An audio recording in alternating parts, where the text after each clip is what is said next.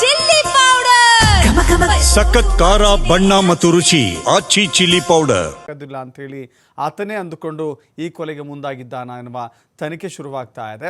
ಆರೋಪಿ ಡಾಕ್ಟರ್ ಮಹೇಂದ್ರ ರೆಡ್ಡಿ ವಿರುದ್ಧ ಕೇಸ್ ಆಗಿದೆಯಲ್ಲ, ಇದೇ ಮೊದಲ ಕೇಸ್. ಆತ ವೈಟ್ ಕಾಲರ್ ಜಾಬ್ ಮಾಡ್ತಾ ಇದ್ದ, ಆಕೆಯು ಕೂಡ ವೈದ್ಯಳಾಗಿತ್ತು. ಆ ವೈದ್ಯನಾಗಿದ್ದರೂ ಕೂಡ ಮಹೇಂದ್ರ ರೆಡ್ಡಿ ಅವನ ವಿರುದ್ಧ ಕ್ರಿಮಿನಲ್ ಬ್ಯಾಕ್ಗ್ರೌಂಡ್ ಇದೆ ಅಂತ ಹೇಳಿ ಗೊತ್ತಾಗ್ತಾ ಇದೆ. ಮಹೇಂದ್ರ ರೆಡ್ಡಿ ಹಾಗೂ ಆತನ ಕುಟುಂಬದ ಮೇಲೆ ಕ್ರಿಮಿನಲ್ ಹಿಸ್ಟರಿಗಳಿದ್ದಾವೆ. ಈ ಹಿಂದೆ 2018ರಲ್ಲಿ IPC ಸೆಕ್ಷನ್ 506, 34B, 417, 354, 420, 323 ಅಡಿಯಲ್ಲಿ ಕೇಸ್ ದಾಖಲಾಗಿತ್ತು. ನಾಗೇಂದ್ರ ರೆಡ್ಡಿ ವಿರುದ್ಧ ದೂರು ನೀಡಿದ್ದ ಯುವತಿಗೆ ಮದುವೆಯಾಗುವುದಾಗಿ ವಂಚಿಸಿದ್ದ ಆರೋಪ ಇದೆಯಂತೆ.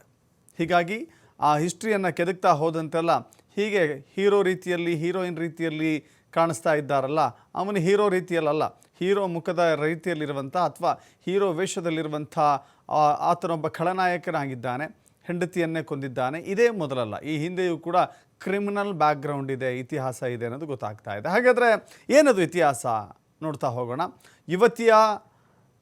ಓರ್ವ ಯುವತಿಯನ್ನು ಪ್ರೀತಿಸಿದ್ದ ಅಂತ ಹೇಳಿ ಗೊತ್ತಾಗಿದೆ. ದೇವಾಲಯದಲ್ಲಿ ಮದುವೆ ಬಳಿಕ ರಿಜಿಸ್ಟರ್ ಮ್ಯಾರೇಜ್ ಕೂಡ ಮಾಡಿಕೊಳ್ಳಲು ನೆಪ ಹೇಳಿದ್ದ. ಆದರೆ ನೆಪ ಹೇಳಿ ತಪ್ಪಿಸಿಕೊಂಡಿದ್ದ. ಅದಕ್ಕೂ ಮೊದಲೇ ನಂಬಿಸಿ ಆಕೆಯ ಜೊತೆ ದೈಹಿಕ ಸಂಪರ್ಕವನ್ನು ಕೂಡ ಮಾಡಿದ್ದ ಅಂತ ನಾಗೇಂದ್ರ ಬಗ್ಗೆ ಗೊತ್ತಾಗ್ತಾ ಇದೆ. ಇನ್ನು ನಂತರ ಜೊತೆಗೆ ನಿಲ್ಲೋದಕ್ಕೂ ಬದುಕೋದಿಲ್ವಾ ಅಂತ ಹೇಳಿ ಬಿಟ್ಟು ಹೋಗಿದ್ದಂತೆ. ಇದೆಲ್ಲದಕ್ಕೆ ನಾಗೇಂದ್ರನಿಗೆ ಕುಮ್ಮಕ್ಕು ನೀಡಿದ್ದಾರು ಅಂತ ಹೇಳಿದ್ರೆ ಮಹೇಂದ್ರ. ರಾಘವ್ ಎಂಬ ದೂರು ನೀಡಿದ್ದಂಥ ಸಂತ್ರಸ್ತೆಯ ಯುವತಿ ರಾಘವ್ ಅಂತ ಹೇಳಿ ದೂರು ನೀಡಿದ್ಲು. ನಾಗೇಂದ್ರ ರೆಡ್ಡಿ ಅಲ್ಲಿ A1 ಆಗಿದ್ದ, ಮಹೇಂದ್ರ ರೆಡ್ಡಿ A2 ಆಗಿದ್ದರು. ರಾಘವ್ ಎಂಬಾತ A3 ಆಗಿದ್ದ. ಮೂವರು ವ್ಯಕ್ತಿಗಳ ವಿರುದ್ಧ ಪ್ರಕರಣ ದಾಖಲಾಗಿತ್ತು. ಹಳೆ ಕೇಸನ್ನು ಸೆಟಲ್ಮೆಂಟ್ ಮಾಡಬೇಕು ಅಂಥೇಳಿ ನಡೆದಿತ್ತು. HL ಪೊಲೀಸ್ ಠಾಣೆಯಲ್ಲಿ ಪ್ರಕರಣ ದಾಖಲಾಗಿತ್ತು. ಸೆಟಲ್ಮೆಂಟ್ ಮಾಡ್ಕೊಂಬಿಡೋಣ, ರಾಜಿ ಸೂತ್ರವನ್ನು ಮಾಡಿಕೊಳ್ಳೋಣ ಅಂಥೇಳಿ ನೊಂದ ಯುವತಿಗೆ 20 ಲಕ್ಷವನ್ನು ಕೊಟ್ಟು ಸೆಟಲ್ಮೆಂಟ್ ಮಾಡಲಾಗಿತ್ತು. ಆದರೆ ಅದೇ ದಿನ ಸಂಜೆ ಬಂದು ಪತ್ನಿಗೆ ಅರವಳಿಕೆಯನ್ನು ಕೊಟ್ಟಿದ್ದಾನೆ. ನೋಡಿ, ಆ ಯುವತಿಯ ಜೊತೆ ಸೆಟಲ್ಮೆಂಟ್ ಆಗಿದೆ, ತನಗಲ್ಲ ನಾಗೇಂದ್ರನಿಗೆ. ಅದೇ ದಿನ ಬಂದು ತನ್ನ ಪತ್ನಿಗೆ ಅರವಳಿಕೆ ಕೊಟ್ಟಿದ್ದಾನೆ, ಓವರ್ ಡೋಸ್ ಕೊಟ್ಟಿದ್ದಾನೆ. IV ಮೂಲಕ ಅರವಳಿಕೆಯನ್ನು ಕೊಟ್ಟು ಕೊಲೆ ಮಾಡಿದ್ದಾನೆ. ಬೆಳಗ್ಗೆ ಅಂತ ಹೇಳಿದ್ರೆ 24/4/2025 ಕೃತಿಕಾ ಸಾವನ್ನಪ್ಪಿರೋದು ದೃಢಪಟ್ಟಿದೆ. ಅದಾದ 6 ತಿಂಗಳಲ್ಲಿ ಪೋಸ್ಟ್ ಮಾರ್ಟಮ್ ರಿಪೋರ್ಟಲ್ಲಿ ಗೊತ್ತಾಗ್ತಾ ಇದೆ ಇದು ಸಾವಲ್ಲ, ಕೊಲೆ ಅಂತ ಹೇಳಿ ಗೊತ್ತಾಗಿದೆ. ಹೀಗಾಗಿ ಮಹೇಂದ್ರ ಇಲ್ಲಿ ಆರೋಪಿ ಅನ್ನೋದು ಖಚಿತವಾಗ್ತಾ ಇದೆ. ಮತ್ತಷ್ಟು ಮಾಹಿತಿ ನಮ್ಮ ಪ್ರತಿನಿಧಿ ಸಂತೋಷ್ ನೀಡ್ತಾರೆ. ಸಂತೋಷ, ಇಬ್ಬರು ವೈದ್ಯರೇ, ಇಬ್ಬರು ಒಂದು ನೋಬಲ್ ಜಾಬಲ್ಲಿದ್ದರು. ಆದರೆ ಎಂಥ ಉತ್ತಮ ಜಾಬ್ನಲ್ಲಿದ್ದರೂ ಕೂಡ ಆ ಮಹೇಂದ್ರ ರೆಡ್ಡಿಗೆ ಏನು ಗರ ಬಡ್ದಿತ್ತು ಅನ್ನೋದು ಗೊತ್ತಾಗ್ತಾ ಇಲ್ಲ. ಈ ಇಡೀ ಪ್ರಕರಣ ನೋಡ್ತಾ ಇದ್ದರೆ ಏನೆಲ್ಲ ಹೈಲೈಟ್ಸ್ ಕಾಣಿಸ್ತಾ ಇದೆ ಪ್ರಮುಖವಾಗಿ? ದಶರಥ್, ಈಗಾಗಲೇ ಕೃತಿಕಾ ರೆಡ್ಡಿ ಮಹೇಂದ್ರ ರೆಡ್ಡಿ ಮದುವೆಯಾದ ಬಳಿಕ 1 ವರ್ಷಗಳ ಕಾಲ ಒಂದು ಸಂಸಾರವನ್ನು ನಡೆಯುವ ಸಾಧ್ಯತೆ ಇರುವಂತದ್ದು. ಈ ಮಧ್ಯೆ ಮಹೇಂದ್ರ ರೆಡ್ಡಿ ಏನಿದ್ದಾನೆ, ಇದಕ್ಕೆ ಕೃತಿಕಾ ರೆಡ್ಡಿಗೆ ಒಂದಿಷ್ಟು ಕಿರುಕುಳಗಳನ್ನು ಕೊಟ್ಟಿದ್ದಾನೆ ಅಂತ ಹೇಳಿ ಆರೋಪವನ್ನು ಮಾಡಿರುವಂತದ್ದು. ಆಕೆ ದುಡ್ದಿದ್ದಂತ ಹಣ ಇರ್ಬೋದು, ಇಲ್ಲ ಅವರ ತಂದೆಯ ಮನೆಯಿಂದ ಒಂದಿಷ್ಟು ವರದಕ್ಷಿಣೆ ತೆಗೆದುಕೊಂಡ್ ಬಾ ಅಂತ ಹೇಳಿ ಕಿರುಕುಳ ಕೊಡುವಂತದ್ದು. ಒಂದು ದೊಡ್ಡ ಆಸ್ಪತ್ರೆಯನ್ನ ಕಟ್ಟಬೇಕು ಅಂತೇಳಿ ಆತನಿಗೆ ಒಂದು ಕನಸಿರುತ್ತೆ.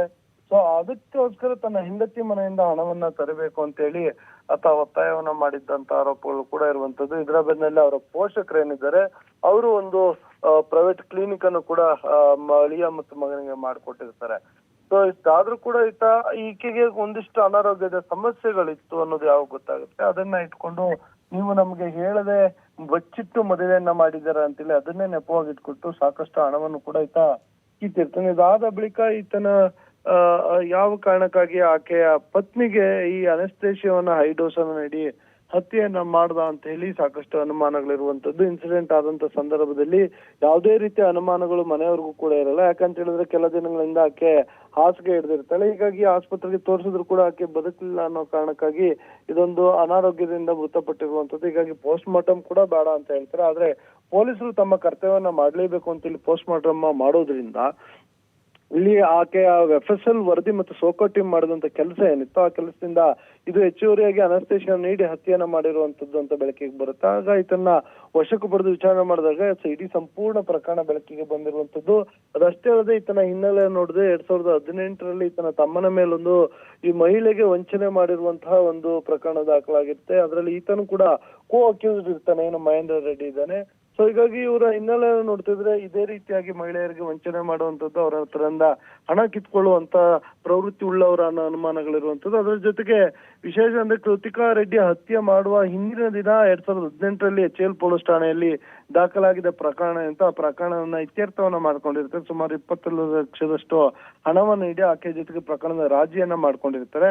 ಅದಾದ ಬಳಿಕ ಬಂದು ಈಕೆಯನ್ನ ಹತ್ಯೆ ಮಾಡಿರುವಂತದ್ದು ನಿಜಕ್ಕೂ ದುರಂತ ಅಂತ ಹೇಳ್ಬೇಕಾಗುತ್ತೆ. ಸದ್ಯ ಪೊಲೀಸರು 9 ದಿನಗಳ ಕಾಲ ಆತನ ಕಸ್ಟಡಿಗೆ ಪಡೆದು ವಿಚಾರಣೆಯನ್ನ ಮುಂದುವರಿಸಿರುವಂತದ್ದು. Dasharath, yes, thank you.